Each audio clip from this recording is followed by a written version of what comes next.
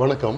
போன வீடியோவில் நம்ம பள்ளி மாணவர்கள் தொடர்ந்து படிச்சுட்டே இருக்கிறதுனால கவனம் எப்படி குறைஞ்சிருது, நாளடைவில் ஆர்வம் எப்படி குறையுது அப்படின்றத பார்த்தோம். அதை எப்படி ஒரு பேலன்ஸ்டாக ஹாபீஸாக இருந்தாலும் சரி, மற்ற எக்ஸ்ட்ரா கரிக்குலர் ஆக்டிவிட்டீஸ், அதுக்கப்புறம் ஸ்டடீஸ் மூணுத்தையும் எப்படி பேலன்ஸ்டாக கொண்டு போகிறதுனால அவங்களோட கவனம் அதிகரிக்குது, கான்சன்ட்ரேஷன் அதிகரிக்குது, அதனால் ரிசல்ட்டை எப்படி அதிகரிக்குது அப்படின்றத ஆராய்ச்சி மூலியமாக நிரூபிக்கப்பட்ட சில தரவுகளை வச்சு இன்றைக்கி மிஸ் அகிலா பேச போகிறாங்க. வணக்கம். இப்போ போன வீடியோவில் பார்த்தோம் இல்லையா, இந்த கவனம் எந்த அளவுக்கு சிதறுது, அதனால் என்னென்ன பின்விளைவுகள். இந்த வீடியோவில் நம்ம சார் சொன்ன மாதிரி அதற்கான வழிமுறைகள், அதாவது கவன சிதறல் நம்ம எப்படி ஹேண்டில் பண்ணலாம் அப்படின்றத பற்றி பார்க்கலாம். ஸோ இப்போ பள்ளி மாணவர்களுக்கு இந்த கவனச்சிதறல் அதிகமாக இருக்குது. அந்த சமயத்தில் எந்நேரமும் தொடர்ந்து ஒரு பாட புத்தகத்தை வெகு நேரமாக அதையே புரட்டி பார்க்கும் பொழுது அவங்களுக்கு என்னதான் படித்தாலும் அதற்கான அந்த கவனம் அங்கே இருக்காது. அதே மாதிரி அவங்க பெற்றோர்களுமே அவங்கள விளையாட விடுறதுக்கோ இல்லை மற்ற விஷயங்கள் செய்கிறதுக்கும் சில சமயங்களில் அவங்க சில பெற்றோர்கள் வீட்டில் சின்ன சின்ன வேலைகளை கூட செய்ய விட மாட்டாங்க.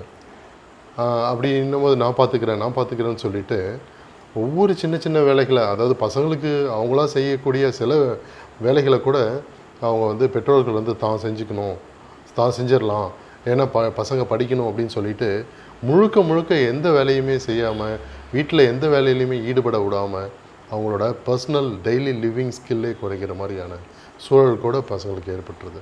இதனால் அவங்களோட கான்சன்ட்ரேஷனும் ஈடுபாடும் அதிகரிக்குதா அப்படின்னா ஆராய்ச்சிகள் வேறு விதமாக சொல்லுது. அப்படி இருக்கும் பொழுது கட்டாயமாக படிக்கும் பொழுது ஒரு சில நிமிடங்களோ இல்லை ஒரு சில மணி நேரங்களோ நம்ம அதற்கான பிரேக், என்ன வேலை செஞ்சாலும் பாடப்புத்தகம் மட்டும் இல்லை, ஒரே வேலையை தொடர்ந்து செய்யும் பொழுது அதிலிருந்து நம்ம ஒரு பிரேக் எடுத்துட்டு மறுபடியும் அந்த வேலையை பண்ணும் பொழுது கட்டாயமாக கவனம் அதிகரிக்கப்படும் அப்படின்றத ஆராய்ச்சி மூலமாக நிரூபணம் பண்ணியிருக்காங்க. இன்னொரு விஷயம் பார்த்தீங்கன்னா, இப்போ பள்ளி மாணவர்களுக்கு ஒரு குறுக்கீடுன்னு சொல்லக்கூடிய டிஸ்ட்ராக்ஷன்ஸ்னு சொல்லக்கூடிய ஃபோன், அதுதான் அதிக மாணவர்களுக்கு ஒரு டிஸ்ட்ராக்ஷன்ஸாகவே இருக்குது, கான்சன்ட்ரேஷனுக்குமே தடங்கலாக இருக்குது. அப்படி இருக்கும் பொழுது படிக்கும் பொழுது நம்ம அந்த ஃபோனை நம்ம கண்ணுக்கு எதிராக எங்கே வச்சாலுமே அந்த ஃபோனை தான் போய் தேடி, இல்லை நம்ம கொஞ்ச நேரம் ஒரு சில நிமிடங்கள் நம்ம பண்ணிவிட்டு நம்ம மறுபடியும் படிக்கலாம் அப்படின்ற எண்ணம் போகும் பொழுது படிக்கிற அந்த ஒரு விஷயம் கட்டாகி வெகு நேரம் அந்த ஃபோனையே யூஸ் பண்ணுற அளவுக்கு மாறிடுது. இப்போ சமீபமாக அந்த இன்ஸ்டாகிராமில் நிறைய ஒரு வீடியோஸ், ஷார்ட் வீடியோஸ் ரீல்ஸாக வந்துட்டுருக்கு, யூடியூப்லேயும் நிறையா ரீல்ஸ் ஷார்ட்ஸ் வந்துட்டுருக்கு. அப்போ அதெல்லாம் பார்க்கும்போது என்னென்னா, பல வீடியோஸ் ஒன்றுக்கு அடுத்து ஒன்று பார்க்கும்போது ஆர்வத்தை தூண்டுற மாதிரியே இருக்கும், அதுலேருந்து கவனத்தை வெளியில் எடுக்க முடியாமல் போயிடும். அப்போ பள்ளி மாணவர்கள் சிலர் மொபைல் இந்த காலத்தில் பெற்றோர்கள் கொடுக்க முடியாது அப்படின்னு சொல்ல முடியாத ஒரு சூழலில் தான் இருக்கும். ஏன்னா நிறைய அசைன்மெண்ட்ஸு, ஸ்கூலில் கொடுக்குற கம்யூனிகேஷன்ஸை, இல்லை ஏதாவது இப்போ சர்ச் பண்ணி எடுத்துக்கணும், ஏதாவது லெக்சர் இப்போ கேட்கணும் அப்படின்னாவே இந்த வீடியோஸ் பார்க்கக்கூடிய சூழல் இருக்குது. ஆனால் வீடியோவில் நமக்கு தேவையான கண்டென்ட் நிறைய இருந்தாலுமே தேவையில்லாத கண்டென்ட்ஸும் வலைதளத்தில் நிறையா இருக்குது. அப்போ என்ன ஆகணும் அப்படின்னா, இன்ஸ்டாகிராம், யூடியூப் அதெல்லாம் போய் பார்க்கும்போது ஒவ்வொரு வீடியோஸாக அடுத்தடுத்து ஸ்க்ரோல் பண்ணி பார்த்துட்டே இருக்கும்போது நாட்டம் அது மேலே அதிகரிச்சுட்டே போகும். என்ன சொல்ல வராங்கன்னு. ஆனால் அதுலேருந்து ஏதாவது கற்றுக்கிட்டோமா அப்படின்னு பார்த்தா அது வேறு இல்லை. ஆனால் அந்த நம்மளோட கவனம் ஃபுல்லாக அதில் ஏற்றிட்டு போயிட்டு இருக்கும்போது அதுக்கப்புறம் அதை தூக்கி வச்சுட்டு சில பேர் பார்த்துட்டே இருப்பாங்க, ஒரு 2 மினிட்ஸ் பார்த்துடலாம் அப்படின்னு சொல்லிட்டு அவங்களுக்கு போனதே தெரியாது. 45 மினிட்ஸ் 1 ஹவர் சர்வசாதாரணமாக அந்த வீடியோஸில் போயிருக்கோம். அவங்களுக்கு சிலர் 2 மணி நேரம் 3 மணி நேரம் கூட அதில் போயிருக்கோம். நம்ம கிளினிக்கில் பார்க்குற பேஷண்ட்ஸை குறிப்பாக பெற்றோர்கள் பையன் நம்ம ரொம்ப நேரம் மொபைல்ஸ் பார்த்துட்ருக்கான், என்னன்னு தெரியல அப்படி சொல்லும் போது பையன்கிட்ட கேட்டால் அதை பற்றின ஒரு அவேர்னஸ் இருக்காது. நான் ரொம்பலாம் பார்க்கல, எப்போயாவது தான் பார்க்குறேன், பிரேக்கில் பார்க்குறேன் அப்படி சொல்லுவோம்.